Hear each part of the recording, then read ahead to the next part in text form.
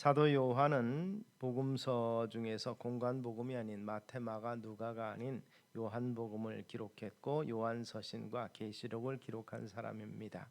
특별히 제자 중 가장 젊었고 그가 이 복음서를 기록한 이 내용은 이 역사적인 그 주님의 사역도 중요하지만 또 다른 차원에서 복음서의 관점과 조금 다른 예수님의 신분에 관해서 명확하게 밝히고 있습니다.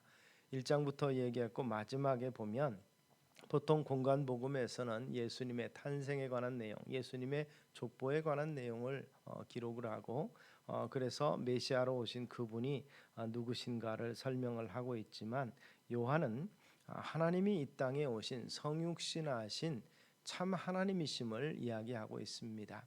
창조에 관여된 창조주신 분이 피조물인 인간의 모습을 입고 오셨다는 것을 시작으로 기록을 하고 있다는 것이죠. 그리고 마지막도 다른 공간 복음들은 예수님의 사명, 특별히 마태복음 28장에 나타나는 대위임령으로서 모든 족속으로 제자 삼고 아버지와 아들과 성령의 이름으로 세례를 주고 또 예수님의 가르침을 가르쳐서 지키게 하라는 명령으로 마무리되지만 이 요한은 특별한 메시지를 여기 주고 있습니다. 오늘 본문의 메시지가 바로 그것이죠. 그래서 베드로의 마지막이 어떨 것인가, 그리고 요한에 대한 메시지, 그리고 마지막으로는 이 예수께서 행하신 일이 이외에도 많으니 만일 낱낱이 기록된다면 이 세상이라도 이 기록된 책을 두기에 부족할 줄 아노라. 이렇게 독특하게 맺고 있습니다. 예수님의 기록한 내용들, 예수님의 사역을 기록한 내용을 다 기록한다면 얼마나 많은 양이 될지 모르겠다. 그러나 결국 이 복음서에서 기록한 것은 굉장히 중요하고 핵심적인 내용들만 기록했고 모든 것이 다 참이며 중요한 의미가 있다는 것입니다. 그런데 그 중요한 의미 속에서 이 베드로의 죽음과 요한의 이 장례에 관한 것에 대한 이 당부의 말씀을 하는 것은 특별한 의미가 있다는 것이죠.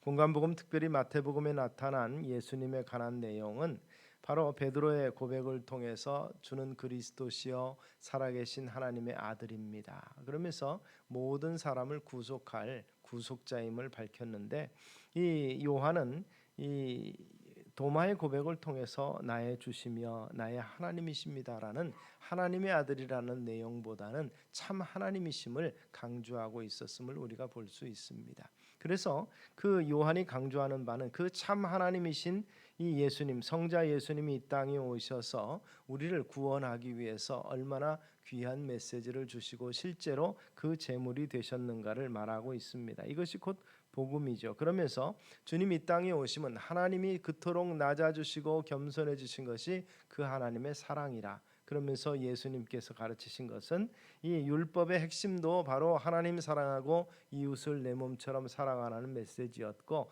주님의 교훈도 바로 서로 사랑하라는 교훈이었던 것을 강조합니다. 그래서 그의 교훈, 즉 그의 서신은 하나님은 사랑이시라. 그가 먼저 우리를 사랑하셨으니 우리도 그를 사랑하는 것이 마땅하도다. 이렇게 교훈하고 있고 또 마지막 계시록도 우리는 계시록이 묵시적인 책이라도 해서 말세에 되어질 일들을 기록한 것으로만 생각하지만 그러나 실제 계시록이 기록된 그때 많은 핍박 가운데서 우리 성도들이 이 공고한 중에도 미래의 소망 가지고 주님께서 오셔서 모든 것을 심판하실 그때에 믿음의 성도들 14만 4천이라고 표현된 그들을 구원하시고 그들을 신원하시고 모두 다 새하늘과 새 땅으로 인도할 것이기 때문에 그러한 상급이 기다릴 것이기 때문에 마지막 심판 때에 두려워하지 말고 핍박과 환난을 겁내지 말라는 위로의 메시지를 줬고 하나님께서 눈동자처럼 교회를 지키시며 사랑하신다는 그 메시지를 주신 것입니다.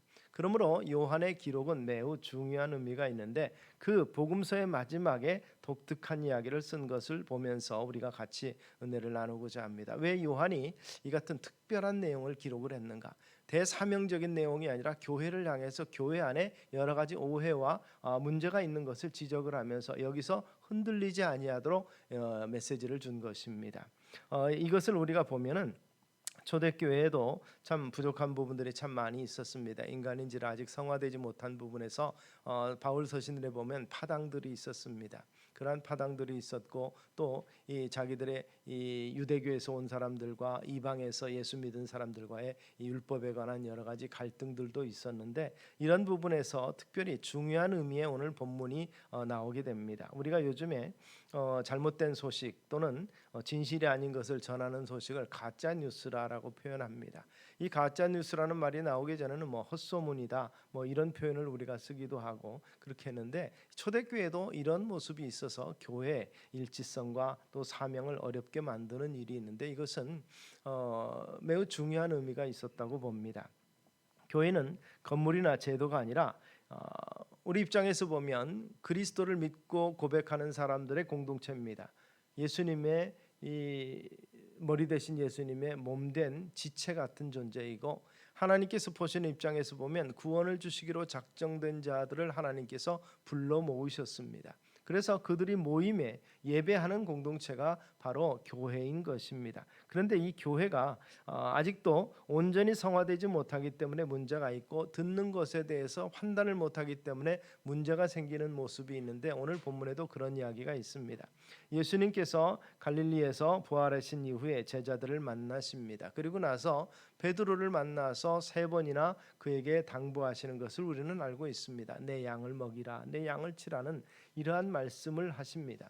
내가 나를 사랑한다면 바로 그 같은 사역을 감당하라는 새로운 소명을 그에게 주십니다. 물론 새로운 것은 어떻게 보면 아닙니다. 이미 사람 낚는 어부가 되게 하기 위해서 주님의 가르침을 3년 동안 받았고 성령을 받고 그러고 나서 그 사명을 감당할 것인데, 그 사명 감당하는 중에 원하지 아니하는 곳에서 죽음을 맞이하게 될 것이라는 것이죠. 그 사명 감당하는 중에 참 어떻게 보면 영광스러운 죽음을 당하게 될 것이라는 이 종말에 관한 메시지를 주시는 겁니다. 그럼에도 불구하고 내가 나를 따르라, 내가 나를 따르면서 그 사명을 감당할 때 비록 죽음일지라도 귀할 것이라는 것입니다. 전적으로 주님을 신뢰하고 따르는 자에게는 죽음이라도 영광스럽다는 것이죠. 주님을 위해서 목숨을 바칠 수 있는 일이 얼마나 귀한가를 보여주는 것입니다. 그러므로 나를 사랑하라, 내 양을 먹이라는 것이 자기 생명을 다하는 것까지 소중하고 의미 있는 일이라는 것을 말씀하시면서, 정말 젊었을 때는 네 마음대로 갔지만 그러나 마지막에 하나님께서 그를 특별한 은혜 가운데로 이끌어 주셔서 나를 위해서, 하나님을 위해서 생명 바치는 데까지 그 은혜의 자리까지 나가게 해주신다는 그러한 약속의 말씀을 우리가 볼 수 있습니다. 어떻게 보면 하나님 입장에서 보면 가장 귀한 사람이 자기 생명을 주님 위해서, 주님 영광을 위해서 내준 사람이 가장 존귀한 자가 아닌가 생각을 해봅니다. 바로 그 같은 역할을 베드로에게 주신다는 것이죠. 근데 문제는 베드로가 뒤를 돌아보면서 예수님 품에 있는, 예수님을 따르는 이 사도 요한을 바라보면서 물어봅니다. 이 사람은 그러면 어떻게 되겠습니까? 이 모습을 볼 때 아직까지도 베드로가 상당히 이 사람을 의식하는 것이 있지 않았겠는가 생각을 해봅니다.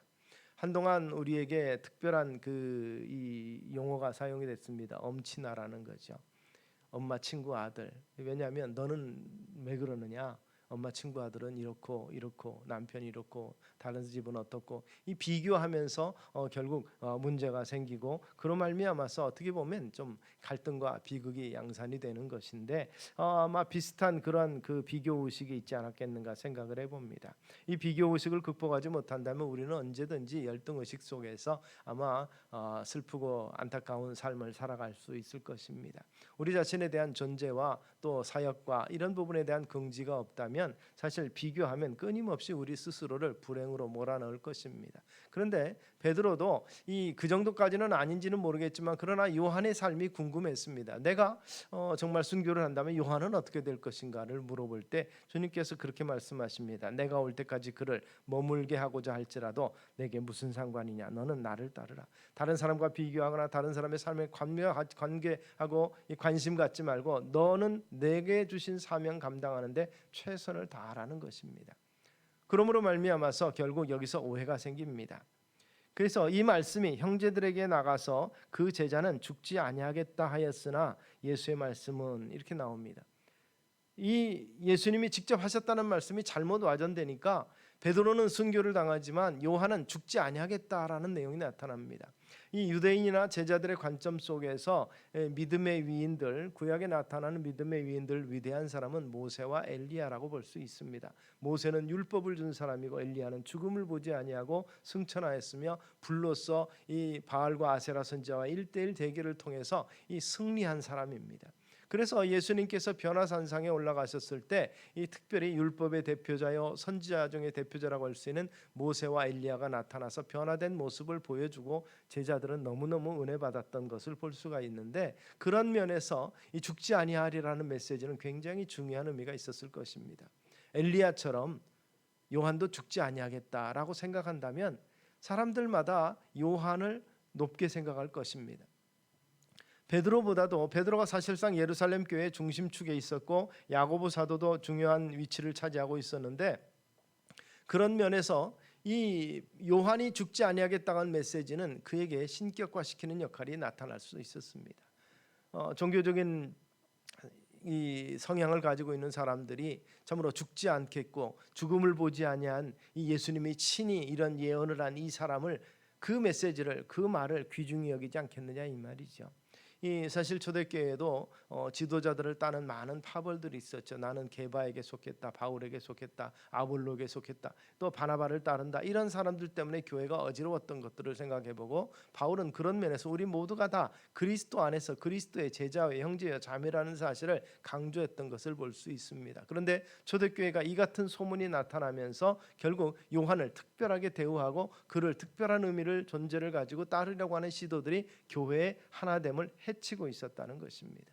그런 어려움이 있었기 때문에 이때는 성경이 확정되지 아니한 초대의 모습입니다. 그런 상황에서 이 주님의 가르침과 이런 것들이 자칫 잘못하면 왜곡이 될 수도 있었기 때문에 바로 그런 면에서 요한은 복음서를 마무리하면서 중요한 의미로, 예수님의 사역도 중요하지만 그러나 예수님께서 하신 말씀이 왜곡되어서 그 안에 문제가 생기는 것을 원치 않았기 때문에 바로잡는 것입니다. 예수님이 하신 말씀은 그게 아니다라는 것입니다. 내가 죽지 아니하라는 것이 아니라 가정법으로서 만약에 주님 다시 오실 때까지 요한을 데려가지 않을지라도 그것은 베드로와는 아무 상관이 없는 일이라고 분명하게 밝히면서 이 일을 증언하고 이 일들을 기록한 제자가 이 사람이라, 즉 요한 자신이라는 것입니다. 그러면서 우리는 그의 증언이 참된 줄 아노라.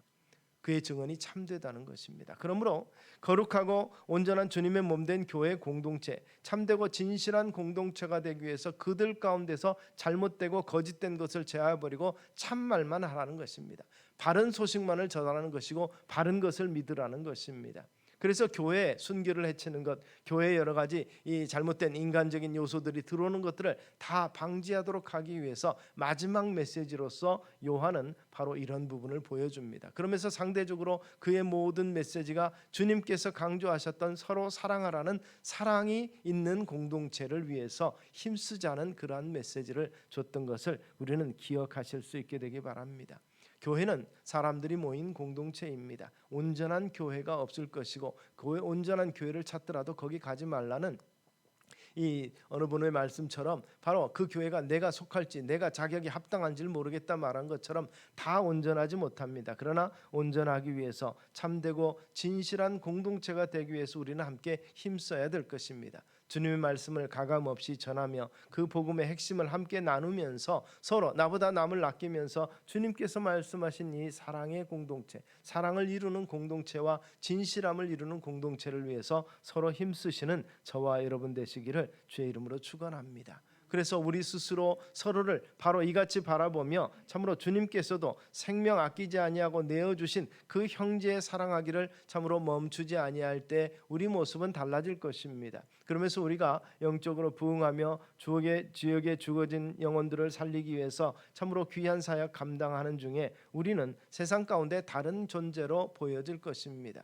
안디옥 교회가 그리스도인이라는 이러한 최초의 이 명칭을 얻었던 것처럼 처음에는 조롱받는 것이었으나 존경하고 사랑하고 인정하는 것이 되었던 것처럼 우리 교회 공동체도 예수의 사람으로, 예수의 일을 감당하는 사람으로서 참되고 진실한 모습이 보여지게 될 때 세상은 우리를 다르게 볼 것입니다. 참으로 우리를 부러워할 것입니다. 하나님의 거룩한 역사가 나타나는 교회로서 인정하게 될 것이라는 것이죠. 이 같은 모습이 오늘 우리 속에서 발견되면서 우리의 부족함을 참으로 버리고, 그리고 주님께서 말씀하신 바 진실과 그리고 참된 사랑 가운데 있는 공동체의 모습을 만들어가기 위해 힘쓰시는 저와 여러분 되시기를 주의 이름으로 축원합니다.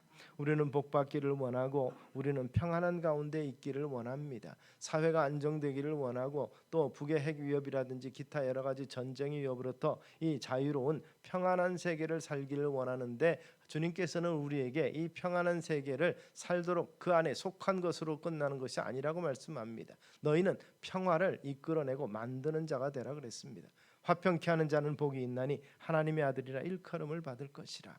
교회가 바로 그러한 사명을 감당해야 되겠습니다. 참으로 밖으로는 세상 평화를 외치고 사랑을 외치지만 우리 가운데서 평화와 사랑과 진실함이 없다면 우리가 무엇으로서 세상에 드러내겠습니까? 하나님의 참 아들이신 예수 그리스도가 어떤 분인가를 분명히 우리 삶으로 우리 공동체의 모습을 통해서 보여지지 아니한다면 세상은 잘못 알게 될 것입니다. 오늘 본문 쪽에서 예수님의 말씀을 분명히 전한 자가 있을 것인데 왜곡되고 잘못된 것을 전함으로 말미암아서 교회 공동체의 위기를 가져온 것처럼 정말 우리가 믿고 있는 예수 그리스도, 다른 예수 그리스도에 대해서 바로 알지 못하고 바로 행하지 못한다면 잘못 전하고 잘못 보여줄 수 있음으로 인해서 결국 이 구속에 이르는 잘못된 일을 하게 되면 문제가 생긴다는 것이죠. 교회에 오실 때 거룩하고 온전한 모습으로 정말 그 드레스 코드가 선데이 스쿨 오는 것처럼 선데이 클로스라는 것을 입도록 우리 서구 교회가 가르쳤고 우리도 그런 식으로 가르칩니다. 그런데 어떤 분이 그러한 그 잘못된 이야기를 해, 교회를 나오지 않는 것을 왜 나오지 않느냐 그랬더니 그 당시 자기가 어렸을 때 정말 이 흔히 말하는 세 줄 있는 이 추리닝이 얼마나 좋았고 학생들 사이에서 그게 처음 입는 게 이 정말 최고였다고 생각하는데 선생님이 가르치니까 주일날 올 때는 내가 가진 최고의 옷을 입고 와라 그래서 그냥 위아래를 세 줄로 그냥 탁 단장하고 왔더니 선생님이 막 꾸짖어서 어디서 이런 걸 입고 왔느냐 막 그래요. 하나님 앞에 나오면서 그렇게 해서 그 다음부터는 상처가 돼서 교회를 안 갔다고 간증을 했다고 그러더라고요. 교회가 잘못된 것이 아니라 그 선생님이 이 참 그 제자 사랑이라든지 이런 참된 사랑을 못하고 뭐가 진리인지를 잘 못했기 때문에 이 정말 주님 앞에 나올 때 어떠한 모습이 될 거에 대한 것을 제대로 못했기 때문이 아닌가 생각하면서 안타까움이 있습니다. 잘못 전하고 잘못 가르치면 상처 입은 심령이 돌아오기가 너무너무 힘든 것입니다. 그는 공개적으로 말합니다. 교회 끄는 사람이라. 교회가 끊어질 것입니까마는, 그러나 주님께서도 그 영혼을 긍휼히 여기시기를 소망하지만 우리가 잘못함으로 우리 공동체가 잘못 오해를 줌으로 말미암아서 혹시라도 참으로 구원을 주시기로 작정된 자가 망설이고 있고 힘든 상황 가운데 있다면 그 책임이 어디에 있겠는가 생각을 해봅니다. 그런 면에서 오늘 우리의 공동체는 참 진실함이 있고 사랑이 있으며 주께서 말씀하신 바 그 사명을 감당하는 아름다운 사명을 감당하는 공동체로 되기를 힘쓰시는 저와 여러분 되시기를 주의 이름으로 축원합니다.